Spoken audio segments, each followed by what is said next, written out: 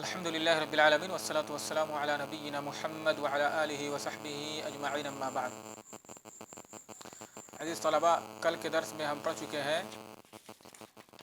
چھٹی قسم اعلام الشیخ، الاعلام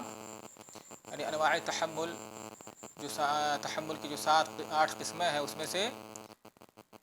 6 قسموں تک ہم پڑھ چکے ہیں۔ اب آج پڑھنا ہے 7ویں قسم، القسم السابع الوصیہ۔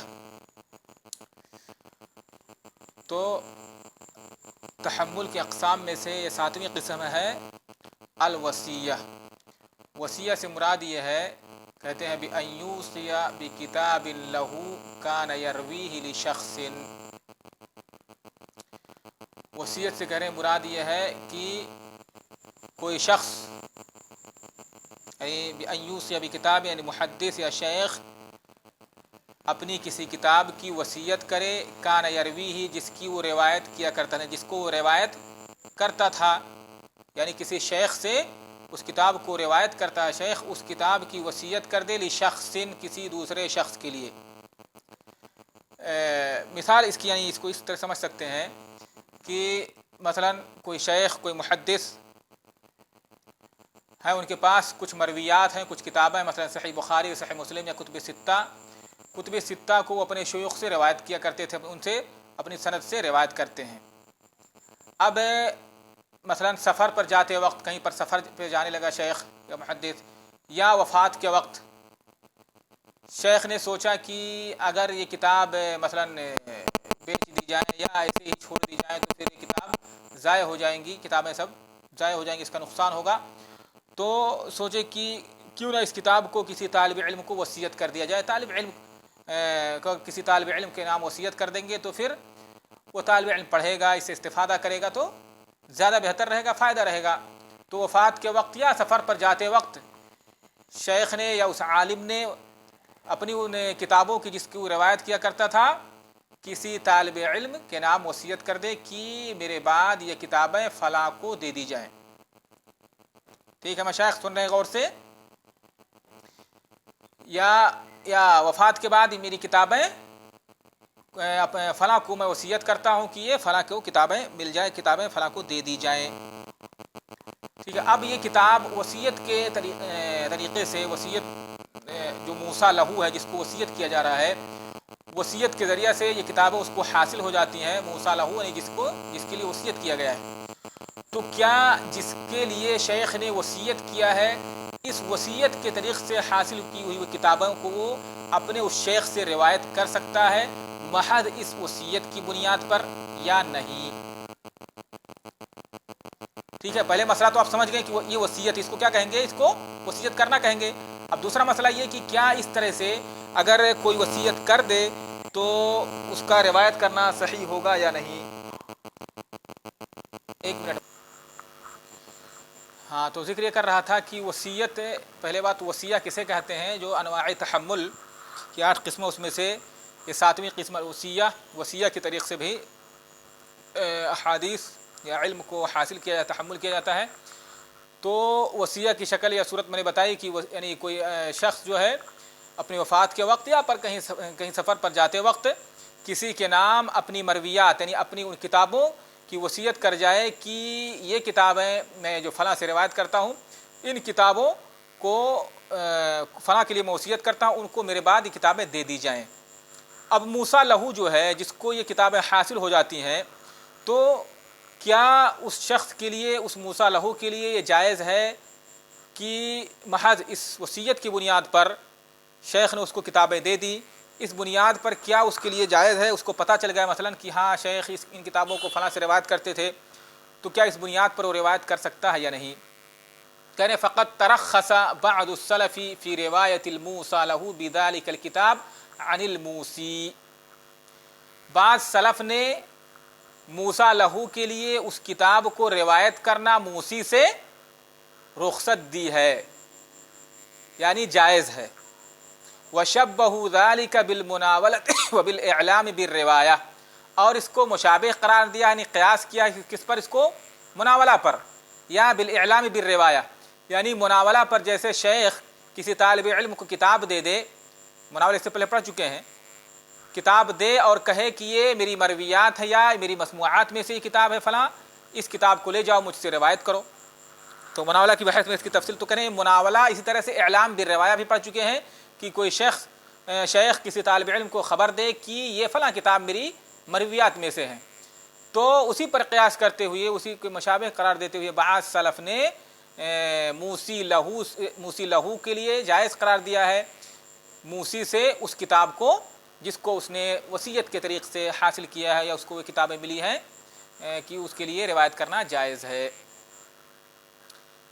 قال ابن الصلاح رحمہ اللہ فرماتے ہیں وَهَذَا بَعِيدٌ، اور یہ بعید ہے. کیسے بعید ہے؟ یعنی یہ قول جو ہے،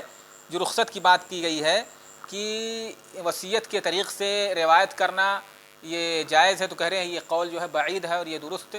نہیں ہے. اور صحیح بات بھی یہی ہے. کیونکہ وصیت کے طریق سے طالب علم کو جو کتابیں حاصل ہوئی ہیں، ایک طرح سے اگر دیکھا جائے تو اس میں، اور اگر وہ شخص وہی طالب علم وہی کتابیں، اس شیخ کی کتابیں بازار سے خرید کر کے لے آئے اور اس کو پتہ چلے کہ ہاں یہ صحیح بخاری ہے، صحیح مسلم ہے، اس کو فلاں صاحب روایت کیا کرتے تھے، ٹھیک ہے، اور اس شیخ نے اس کو اجازت نہیں دی ہے، تو پھر کیا ان دونوں میں کوئی فرق ہے روایت کے ناحیے سے؟ ہاں مشائخ، کوئی فرق نہیں ہے. یعنی وہ کتابیں اس طالب علم کو وصیت کے طریقے پر، وصیت کے ذریعہ سے اس کو کتابیں حاصل ہوئی ہیں، وہی کتابیں شیخ کی وہی کتابیں اگر بازار سے مل جائیں اسے، تو دونوں میں کوئی فرق نہیں ہوگا. روایت کے ناحیے سے اگر دیکھا جائے تو دونوں میں کوئی فرق نہیں ہے. ہاں اگر شیخ وہ کتابوں کی وصیت کرے اور اس کے لیے کیا ہے اجازہ بھی دے، تو پھر اجازہ کے ناحیے سے پھر جو اجازہ کا حکم ہے اس طرح سے روایت کرنا یہاں پر جائز ہوگا کہ شیخ نے ایک طرح سے یہاں پر مناولہ بھی پایا جائے گا اور اجازت بھی پایا جائے گا کہ شیخ نے اسے روایت کرنے کی اجازت دی ہے. تو اسی لیے ابن الصلاح رحمہ اللہ فرماتے ہیں وَهَذَا بَعِيدٌ وَإِمَّا زَلَّةُ عَالِمٍ وَهُوَ إِمَّا زَلَّةُ عَالِمٍ أَوْ مُتَأَوِّلٍ. اور یہ جو ہے یا تو ایک عالم کی جو ہے جانب سے لغزش ہے، یا پھر یعنی متأول کی جانب سے ایک طرح سے لغزش. متأول کوئی اس طرح سے تعویل کرے یہاں پر کسی تعویل وغیرہ کر کے کہ ہاں یہاں پر وصیت کیا ہے تو وصیت کر کے اسی لیے وصیت کیا ہوگا تاکہ وہ اس سے وہ روایت کرے، تو ان سب تعویلات کر کے کہا جا سکتا ہے. لیکن یہ ایک طرح سے لغزش ہے. الا ان یکون اراد بذلک روایتہ بالوجادہ، ہاں کریں مگر یہ کہ اس کا ارادہ اس کے ذریعہ سے کہ وہ اس کو روایت کرے وجادہ کے طور پر. وجادہ ایک مکمل قسم ہے، انواع تحمل میں سے ایک مستقل قسم ہے وجادہ، جو آگے 8ویں قسم جو ہے وہ قسم آ رہی ہے، اس کو انشاءاللہ پڑھیں گے. تو کہہ رہے ہیں وجادہ کے طور پر کہ طالب علم کو وہ کتابیں ملی، اس کے شیخ کی کتاب ہے، شیخ کی رائٹنگ ہے، اس کے ہاتھ سے لکھی ہوئی ہے، تو وجادہ کے طور پر اس کو روایت کرے تو کہا جا سکتا ہے. لیکن یعنی اس کو یعنی وصیت کسی شخص نے کسی کے لیے وصیت کر دیا تو اس سے یہ سمجھا جانا کہ ہاں وصیت کے ذریعہ سے اس کو روایت کر سکتا ہے، تو کہہ رہے ہیں یہ بعید ہے، یہ درست نہیں ہے، یہ جائز نہیں ہے. اور وجادہ کیا ہے اس کو آگے پڑھتے ہیں انشاءاللہ. وجادہ کیا ہے اور اس کی کیا شکل و صورت ہے اور کیسے تحمل کیا جاتا ہے اور پھر اس کا روایت کرنے کا طریقہ کیا ہے، آگے اس کو بیان کرتے ہیں انشاءاللہ. تو دیکھیے القسم الثامن جو ہے الوجادہ. تو پہلا جو وصیہ ہے مشائخ، کیا معلوم ہوا خلاصہ اس کا کیا ہے؟ ہاں اگر کسی نے وصیت کیا ہے، اپنی مرویات کیا، اپنی ان کتابوں کی کسی دوسرے شخص کو جس کو روایت کیا کرتا تھا، اگر کسی شیخ نے وصیت کیا اور اس کے ساتھ ساتھ اجازہ بھی ہے، تب تو کیا ہے روایت کرنا جائز ہے. اجازہ بھی ہے تو پھر روایت کرنا جائز ہے، اس میں کوئی اشکال نہیں ہے. لیکن اگر اجازہ نہیں ہے تو محض وصیت کی بنیاد پر روایت کرنا یہ جائز نہیں ہے. ٹھیک ہے. 8ویں قسم ہے الوجادہ.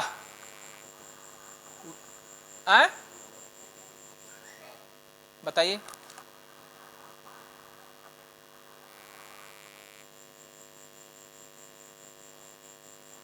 کیسے اجازہ شامل ہے؟ میں نے بتایا کہ اگر شیخ وصیت کر رہا ہے کہ میں اپنی کتابوں کی فلاں کو وصیت کر رہا ہوں اور انہیں اجازت دیتا ہوں کہ یہ ان کتابوں کو مجھ سے روایت کر سکتے ہیں،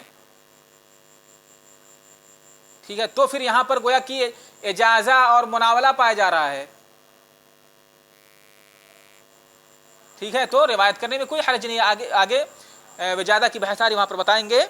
لیکن مجرد وصیت کی بنیاد پر کہ ایک شخص نے، ایک شیخ، ایک محدث نے اپنی ان مرویات یا اپنی ان کتب کی وصیت کر جائے کسی طالب علم کے نام کہ میری وفات کے بعد، میری وفات ہو جاتی ہے تو میری کتابیں فلاں طالب علم کو دے دی جائیں، وہ پڑھے گا، اس سے استفادہ کرے، اسی لیے تو دے رہا تھا استاد کی،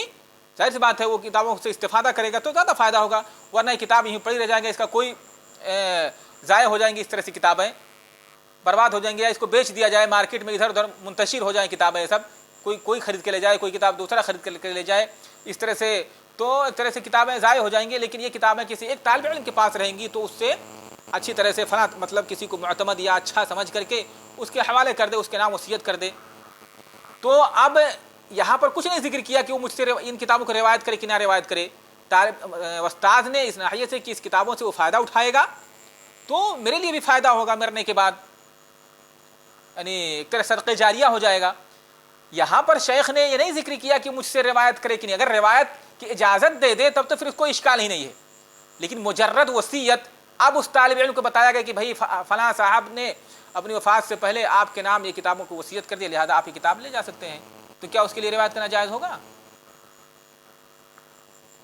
ٹھیک ہے، اچھا وصیت نہیں کیا شیخ نے اس کے نام، ایک ایسے شخص کو کتابیں مل جائیں جس کو وصیت نہیں کیا ہے، وہی کتابیں مل گئیں، وہ حاصل کر لے کہیں سے، تو پھر یعنی اس کے لیے بھی روایت کرنا چاہیے، دونوں میں کوئی فرق نہیں ہے۔ ہاں بس تھوڑا سا یہ فرق ہے کہ اس کے نام شیخ نے وصیت کی ہے بس، اور اس کے نام وصیت نہیں، لیکن روایت کے ناحیے سے، تحمل کے اعتبار سے اگر دیکھا جائے تو کیا تحمل کا کوئی معنی دونوں میں پایا جاتا ہے؟ روایت کے ناحیے سے کہ ہاں اس کے لیے روایت کرنا جائز، روایت کر سکتا ہے کہ نہیں، اس معنی کر کے دونوں میں کوئی فرق نہیں ہے کہ جس کو طالب علم نے وصیت کے ذریعے سے حاصل کیا ہے یا بغیر وصیت کے کہیں سے اسی کتاب کو خرید کے لایا ہے۔ مثلا وہی کتاب شیخ بیچ دے کسی طالب علم سے کہ میں یہ کتابیں میں سفر پہ جا رہا ہوں، فلاں جگہ جا رہا ہوں، اپنی کتابیں میں بیچ رہا ہوں، تم خرید لو، اتنی قیمت میں بیچ رہا ہوں، دوسرا طالب علم اس کو خرید لے۔ اب یہاں بیچ کر کے نہیں، شیخ کیا کرتا ہے؟ وصیت کر دیتا ہے کہ ہاں یہ کتابیں فلاں کے نام میں وصیت کرتا ہوں، وہ کتابیں فلاں کو دے دی جائیں، تو ان میں کوئی فرق نہیں ہے۔ تو اس کے بعد 8ویں قسم ہے الوجادہ، جانتے ہیں وجادہ، یہ وجادہ یجدو وجدن و وجادتن کے معنی پانا، کوئی چیز حاصل کرنا، کرے وہ صورت ہوا، اور اس کی صورت یہ ہے، شکل یہ ہے وجادہ کی، یعنی جو انواع تحمل میں سے ہے، وجادہ کے ذریعے سے کیسے تحمل کیا جاتا، کہہ رہے ہیں ان یجد حدیثا او کتابا بخط شخص باسنادہ، کہ کوئی طالب علم مثلا ان یجد حدیثا، کوئی شخص، کوئی طالب علم کوئی حدیث پائے یا اسے کوئی کتاب ملے، بخط شخص، کسی شخص کی رائٹنگ یعنی ہاتھ کی لکھی ہوئی وہ حدیث ہے، یہ کتاب ہے، بخط شخص، کسی شخص کے خط سے، یعنی اس کی رائٹنگ کے ذریعے سے، یا اس کی لکھی ہوئی، اس کے ہاتھ کی لکھی ہوئی وہ کتاب ہے یا حدیثیں ہیں، باسنادہ، اس کی سند سے، یعنی پھر اس کی پوری سند ہے، اس سند سے اس حدیث کو، مثلا جیسے آپ کو کوئی حدیث مل جائے آپ کے کسی استاد یا مثلا پرانے زمانے کے متقدمین میں سے کسی شیخ، مثلا ابن حجر ہیں یا ابن قیم ہیں یا اور دوسرے جو محدثین ہیں، علماء ائمہ ہیں، ان کے ہاتھ مثلا کہیں قال فلان حدثنا فلان عن فلان عن فلان الى آخری، یا نبی صلی اللہ علیہ وسلم، کوئی حدیث اس طرح سے روایت کریں، یا ان کی کوئی کتاب ملے جس کو آپ اچھی طرح سے پہچانتے ہو کہ یہ فلاں شیخ یا ابن قیم یا ابن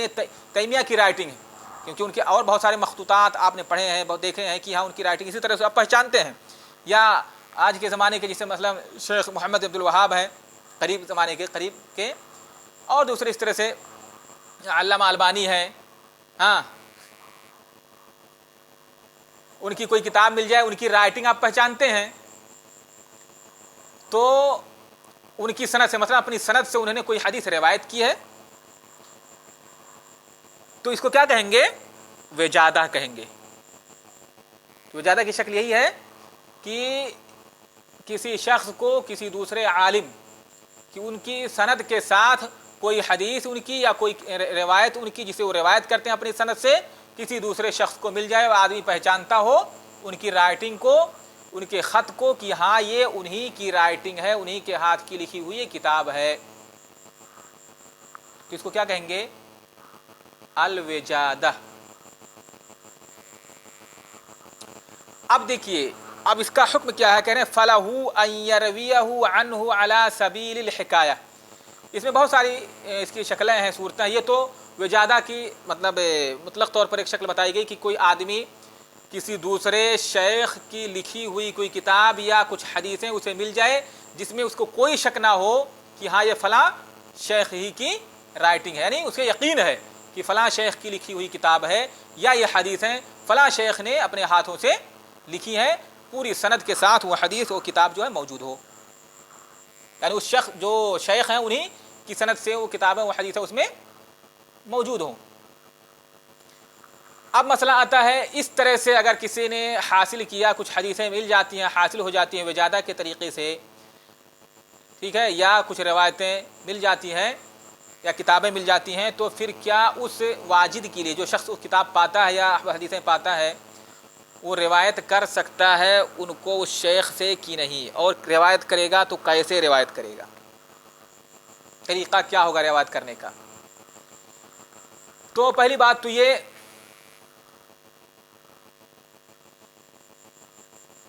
کہ اگر کوئی ایسا شخص ہے، کوئی ایسا طالب علم ہے جو اپنے کسی ایسے شیخ کی حدیث پاتا ہے ان کے ہاتھ سے لکھی ہوئی، یا ان کی کوئی کتاب پاتا ہے ان کے ہاتھ کی لکھی ہوئی، جو اس کے شیوخ ان شیوخ میں سے ہے جن سے کیا ہے حدیثیں روایت کرتا ہے، اور اس کے پاس اجازہ بھی ہے اس شیخ کی، تو پھر بلا اشکال کیا ہے، اس کے لیے روایت کرنا جائز ہوگا، ہے کہ نہیں؟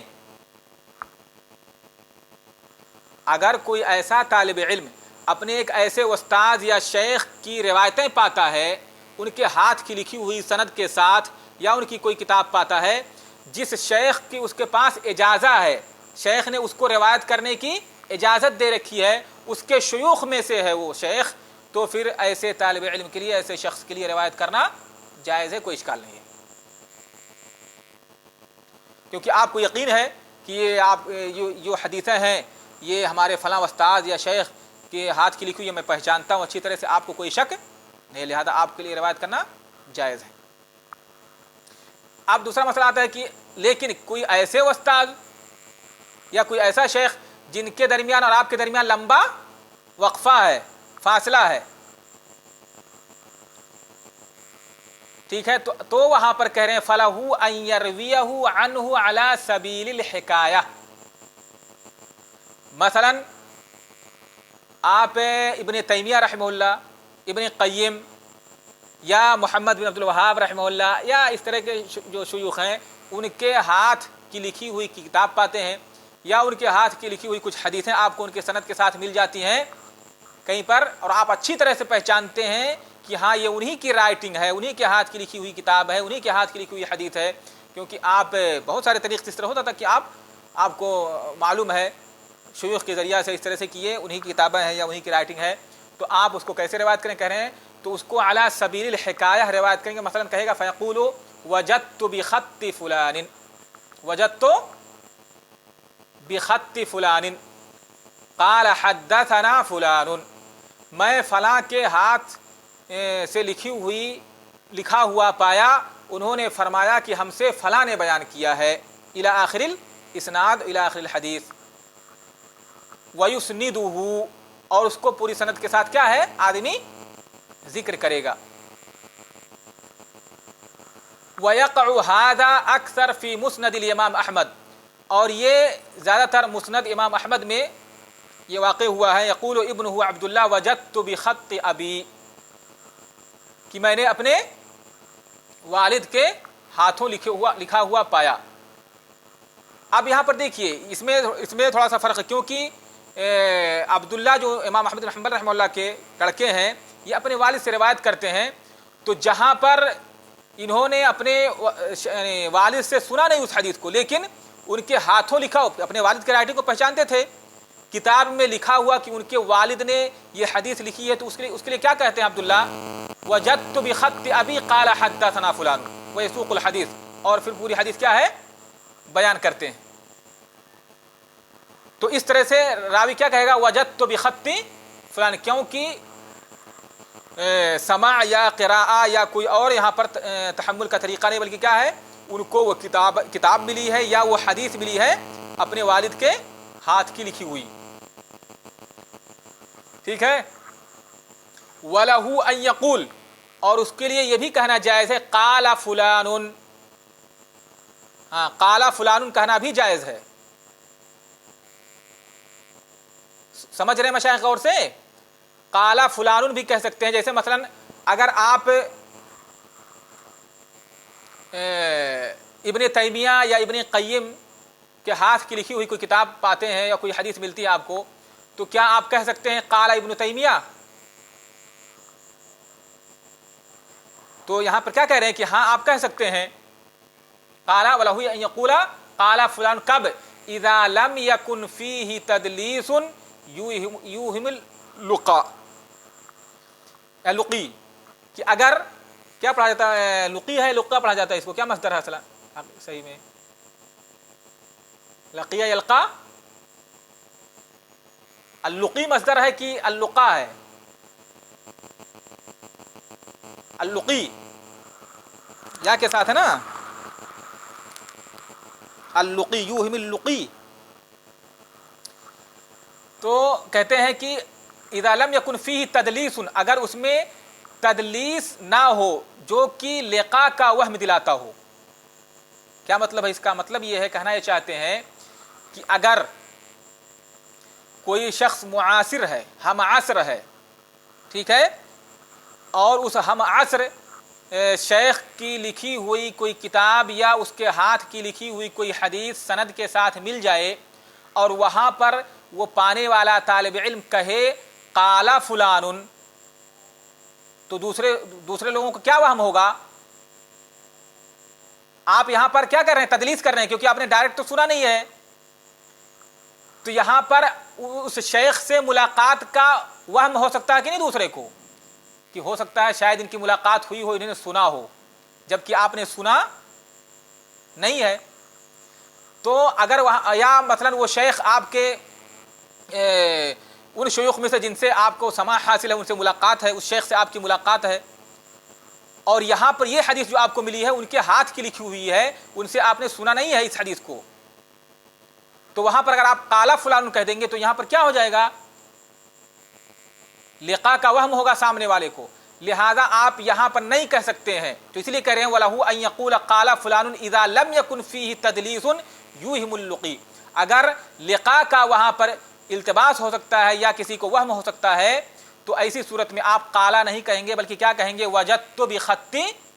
फुलान। जैसा कि इमाम अहमद बिन हंबल रहमतुल्लाह के लड़के क्या कहते थे, अब्दुल्ला रहमहुल्लाह कहते थे वजदतु बिख़त्ति अबी। अगर यहाँ पर ये कहते क़ाला अबी हद्दसना फुलानुन,